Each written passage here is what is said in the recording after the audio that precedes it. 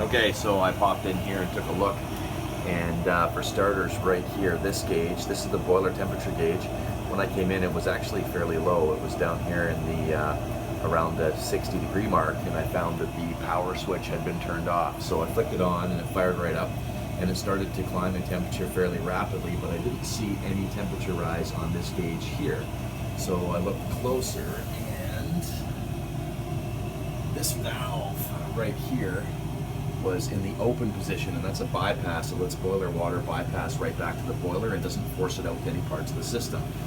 So I close that valve off, and that now sends water up through the pipe overhead, comes down into the hot water tank or boiler inlet here. This is nice and piping hot.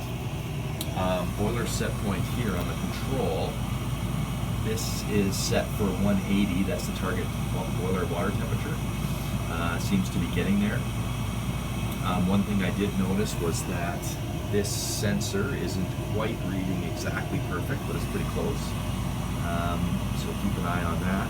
But I'm wondering if this was the gauge that wasn't climbing in temperature and not this one. However,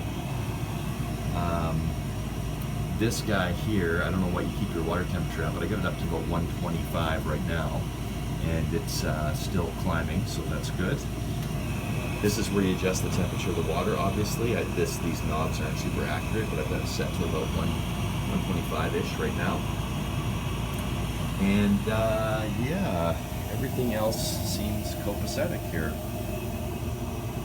It's working, is what I'm trying to say.